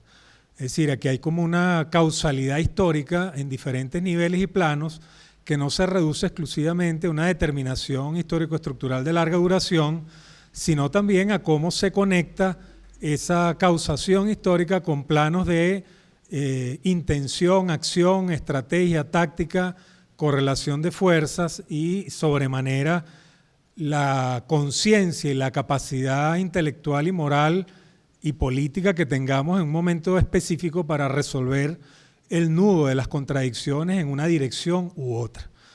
Por eso también creo yo que es muy sencillo decir, desde el punto de vista retroactivo, con la historia ya generando los vidrios rotos, es que estos se equivocaron y estos erraron y estos robaron, y llevar la historia a un plano básicamente de acusación moral, cuando es un tema fundamentalmente político, de resolución político de contradicciones. Y creo que en el texto de Malfred aparece con gran fuerza esta idea de que la historia es una historia de desarrollo desequilibrado, de desarrollo desigual, de desarrollo contradictorio, donde la capacidad de agenciamiento de los actores tiene posibilidades y límites que están definidos además por determinaciones internacionales y nacionales y regionales que no siempre o que escapan a la propia conciencia de los actores en un momento específico.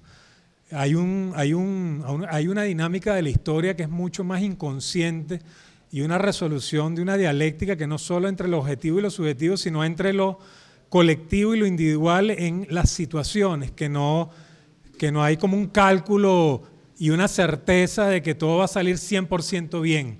Hay grados de azar, contingencia,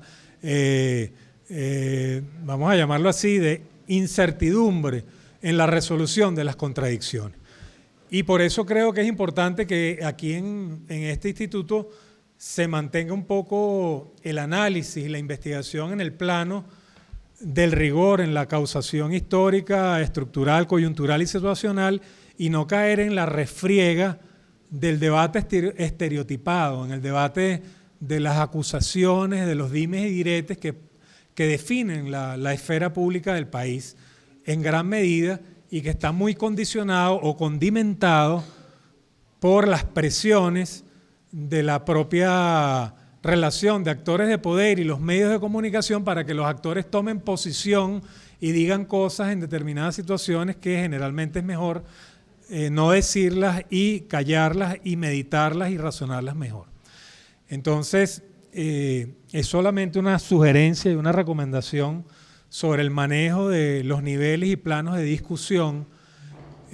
A mí me parece excelente que este centro se mantenga en un plano de discusión de altura y de rigor, y que no vaya a ser atravesado por otros molinos maléficos de la discusión que lo llevan precisamente a una diatriba subalterna o rastrera o básicamente de descalificaciones personales que no conducen a engrandecer ni a cualificar el debate político, que es uno de los retos más importantes que tenemos en la actualidad.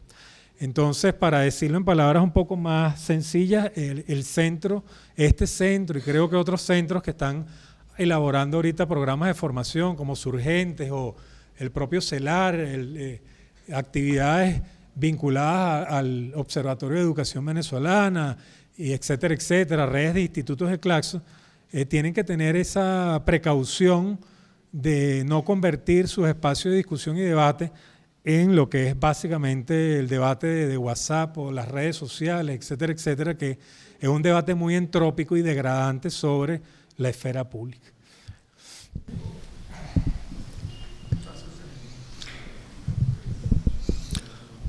Bueno, las intervenciones son bastante ricas en matices, etcétera. Creo que voy a agrupar un poco los temas para no caer como en una cuestión de reiteración y de una puntualización que no viene el caso, sino partimos de las cosas que están dichas y de que, vamos a decir, ordenar un poco el tema del debate, ¿no? Lo primero que voy a empezar es con un tema sobre porque es un trabajo que escribí recientemente y donde abordo este tema, ¿no?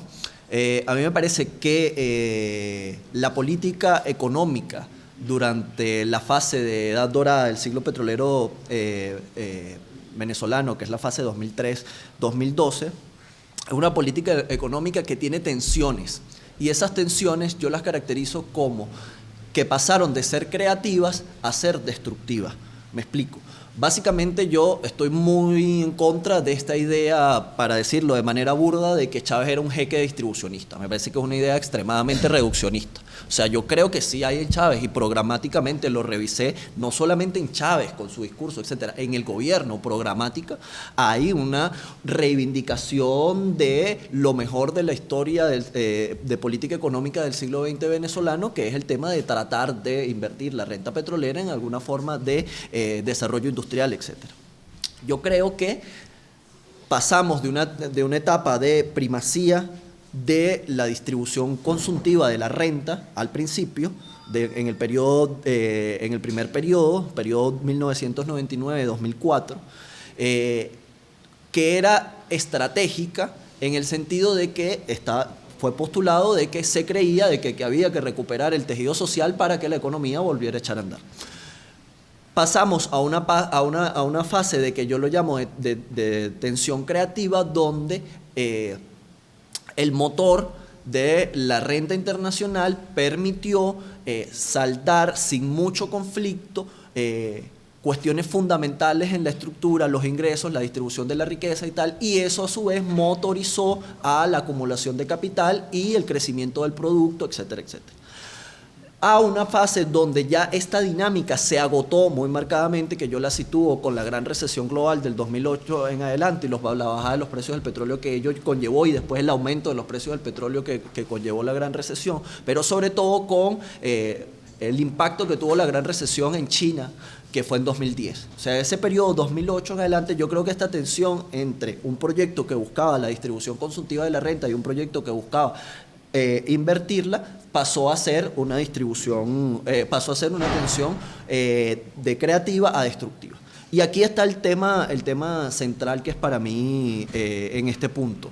La política de tipo de cambio fijo. O sea, yo creo que si buscamos la génesis de este problema, fue la política de tipo de cambio fijo. ¿Por qué?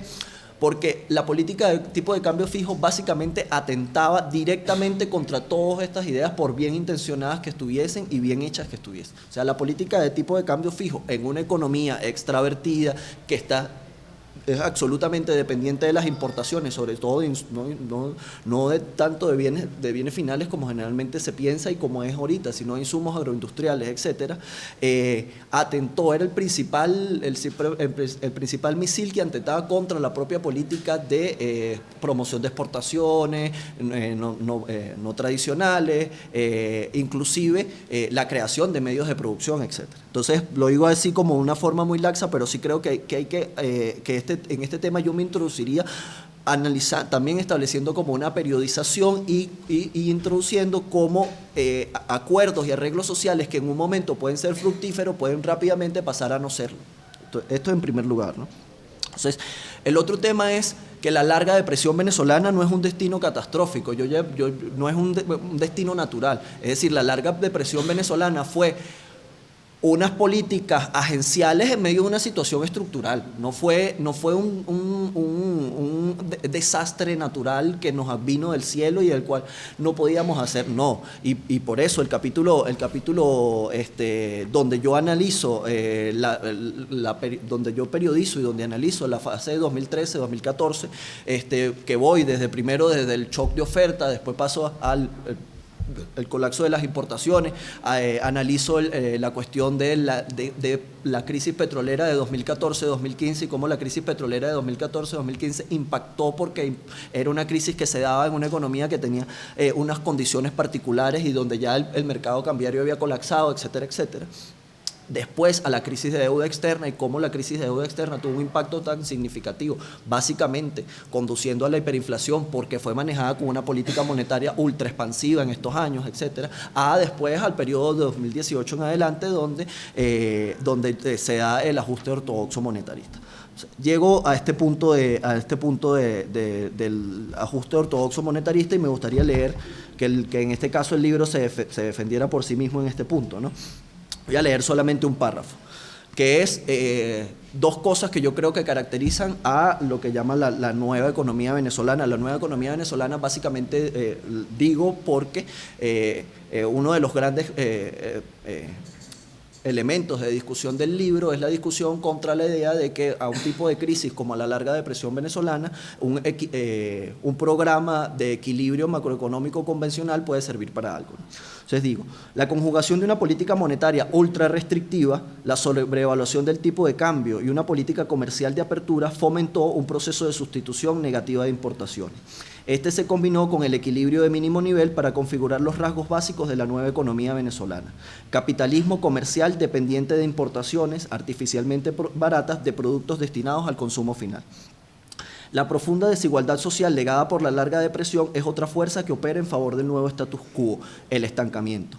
En tanto que la constricción del mercado interno fue el mecanismo para la estabilización monetaria y cambiaria, el desajuste entre las tasas de descenso del tipo de cambio y los precios fomentó la sobrevaluación cambiaria, abaratando las importaciones y encareciendo la producción nacional. Así, en medio de una crisis de realización, la producción nacional tiene cerradas las salidas internas y externas. Esto repercute directamente en los niveles de producto y en los niveles del producto y los niveles de ingreso de los hogares. Entonces, un poco mi posición. Yo creo que yo cuando estaba escribiendo la parte sobre el ajuste monetarista tenía la misma preocupación que Ociel, porque mi posición de crítica al monetarismo no es la posición de crítica usual que tienen los que yo llamo los guerreristas económicos. O sea, mi posición crítica, yo tengo que hacer una crítica al monetarismo que no sea una crítica simplificadora, porque es una crítica que más bien legitima al monetarismo. La crítica simplificadora legitima ese curso de política. Y creo que fueron muchos errores de esa visión los que también abrieron el espacio para que el monetarismo se metiese por la ventana, ¿no? Entonces, voy con esto. El principal problema es cómo con rigurosidad empírica discutimos cuáles son los beneficios realmente que ha obtenido el giro monetarista. Principalmente, en Venezuela no hay nada extremadamente parecido a normalización monetaria. El gran ancla para que el ajuste monetarista haya funcionado es básicamente la eliminación de la moneda soberana. Entonces, y no hay forma, porque eso es lo peor de todo, no hay forma de salir de esa situación extremadamente anómala monetariamente sin que el mercado cambiario estalle, y el mercado cambiario es el ancla de todos los demás grupos de política. Entonces, básicamente, yo en esto ya estaba recomendando un libro, dos textos que yo creo que son esenciales. El análisis que hace Teotonio de Santos de cómo el Plan Real estalla. El Plan Real estalla después de mucho tiempo, cuando todo el mundo creía que había funcionado, 5 años después. Y el Plan Real estalla básicamente por las mismas cuestiones que nos están llevando a lo que pasó hace 2 meses con el tipo de cambio, etcétera. Que es que el ajuste del tipo de cambio hecho de esta forma, o la base de un ajuste a partir del tipo de cambio hecho de esta forma, es absolutamente artificial.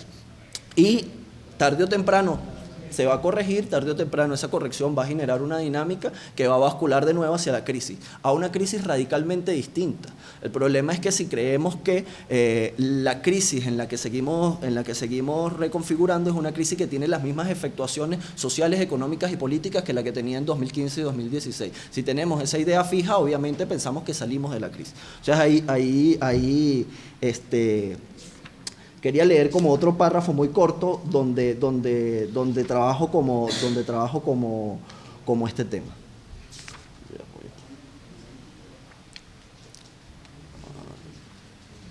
Que básicamente es la idea de básicamente es la idea de presentar como éxito el traslado de las afectaciones de la crisis de las entradas de los supermercados a las mesas de los hogares, ¿no? En este caso, que es el de la larga depresión venezolana, el éxito relativo conseguido por los capitalistas, el Estado y los rentistas a la hora de estabilizar sus ingresos y el déficit fiscal estatal, tanto se hace a costa de los asalariados como no se ve reflejado en el éxito absoluto o relanzamiento de la producción y la acumulación. En este punto, la crisis económica transita, en el mejor de los casos, más por la fuerza del cansancio que por la virtud de los gobernantes y capitalistas, de la senda de la caída a la senda de estancamiento. La destrucción no es creativa, en tanto es incapaz de reorganizar e innovar a las estructuras sociales y políticas en las que se inserta la economía. Tampoco surgen nuevas combinaciones productivas que otorguen al proceso económico fuerza autoexpansiva. Es el reino del capitalismo comercial alimentado externamente, o bien por la benevolencia familiar de los migrantes vía transferencias monetarias sin contrapartida, o bien por un golpe de suerte en la lotería de los precios del petróleo. En cualquier caso, este capitalismo siempre fomenta la acumulación por desposesión. Así, la crisis es llevada del bullicio de la calle al silencio de las mesas de los hogares. La desigualdad social inherente a esta senda económica dibuja para unos el mejor de los tiempos, para otros el peor. Para unos parece iniciar una era de luz, para otros es la radicalización de la era en las tinieblas. Entonces, básicamente no es que esta senda económica está dejando a millones de seres humanos fuera, sino que no tiene capacidad de sumarlos nunca, porque dejarlo fuera es la condición de posibilidad para que funcione. Entonces, no es lo mismo decir, no es lo mismo prometer ni siquiera una economía de goteo progresiva a decir que es una economía que se sustenta en la exclusión o en los ingresos a niveles de sobrevivencia de 20 millones de personas. Yo la otra vez conversaba con Javier, una metáfora, un pequeño paraíso fiscal tipo un país una isla del Caribe en medio de una Honduras que es la gran parte del país. Entonces, básicamente,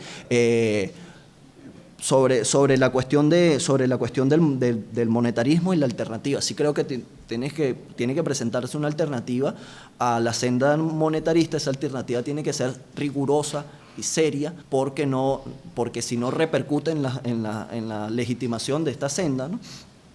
Pero no concibo la idea de que es la única cuestión que hay por hacer, porque no es la única cuestión que había por hacer mantener el tipo de cambio estable en el 2000, el tipo de cambio fijo en el 2003, porque no era la única cuestión que había por hacer pagar la deuda externa, no es la única cuestión que había por hacer un programa de ajuste monetarista del 2018, donde el Producto Interno Bruto se tiró 2 años consecutivos una caída alrededor del 30%, que fue lo que cayó la economía estadounidense en los 3 años de la gran recesión. Entonces, presentar que era lo único que había por hacer. Claro, las decisiones alternativas no son decisiones mágicas, son decisiones que también tienen costos y que también tienen gente que afectan, etcétera. También esto es importante decirlo, pero lo que se hizo no era lo único que había por hacer. Entonces viene la otra cuestión de lo que me comentaba Elías, es más o menos como yo avisoro una alternativa, ¿no? A esta alternativa yo la llamo una reforma estructural por el lado de la oferta. Básicamente, lo que yo creo es cosas muy básicas. Un plan que logre apaliar la situación de estrago total en la que se encuentran millones de venezolanos, los más. El segundo, un plan de inversión. Es decir, de la gran depresión estadounidense no se salió con política económica, se salió con dinero, poniendo dinero en las calles y poniéndole bolsillos a la gente, dinero en los bolsillos a la gente, haciendo política social, haciendo política industrial, etcétera, etcétera. Y de todas las grandes depresiones se sale de esa forma.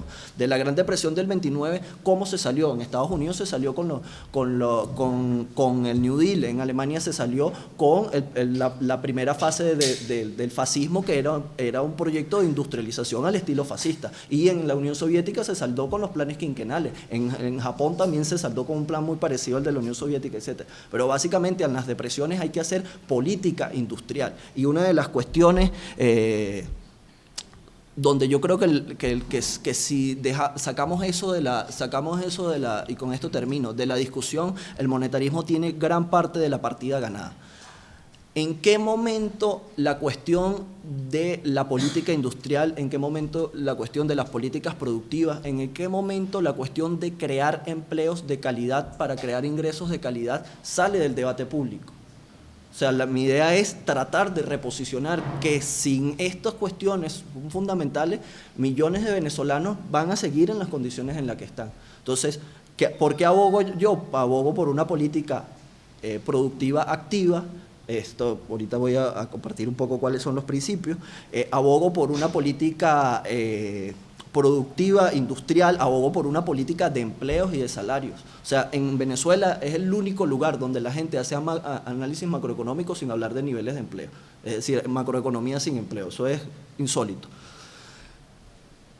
Entonces, ¿qué propongo yo? Yo lo resumí en el libro en un apartado que se llama Los principios fundamentales de la gran reestructuración. Yo hablaba básicamente de cinco principios, ¿no? El primero lo denominé el mercado nacional como fundamento de la industrialización. Es la idea de que de la crisis se sale deprimiendo al mercado nacional y deprimiendo los ingresos de los hogares, etc. Voy contra esa idea, ¿no? La otra es una revolución organizacional como estrategia competitiva.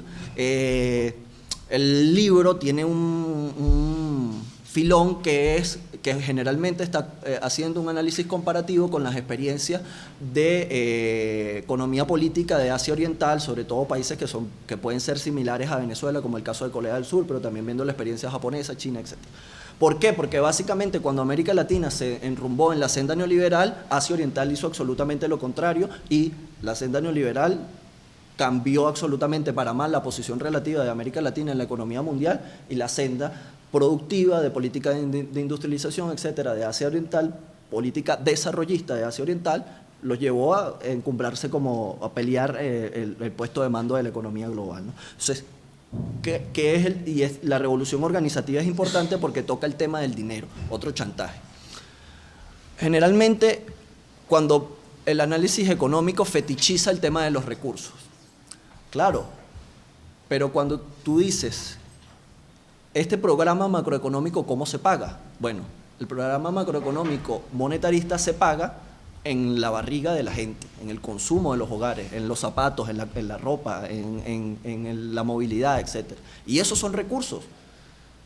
No sé si me explico en esta idea. Es decir, el programa monetarista que fue antecedido por la crisis de deuda, ¿qué hizo?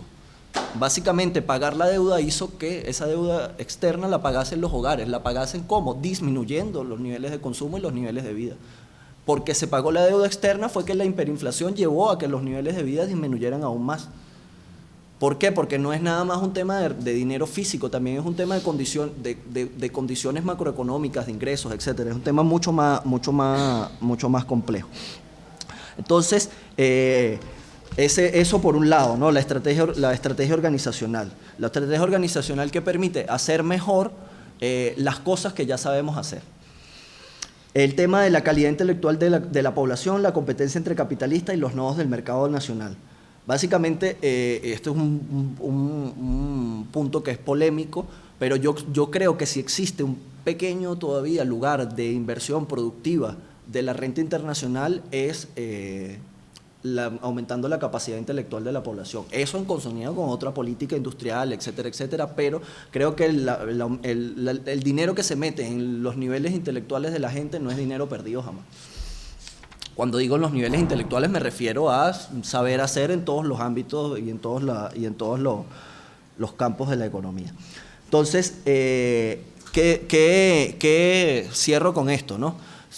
Creo que es extremadamente importante plantear a la senda ortodoxo monetarista una alternativa, que esa alternativa tiene que ser rigurosa, etcétera. Pero también tenemos que empezar a situar en el debate público elementos que han desaparecido total. O sea, la política de empleo, la política de ingreso, la política de distribución de la riqueza, la política de inversión en la creación de medios de producción, no puedes desaparecer del debate público, porque ahí sí creo que el mundo como natural, tal como lo presenta el neoliberalismo, tiene la partida ganada.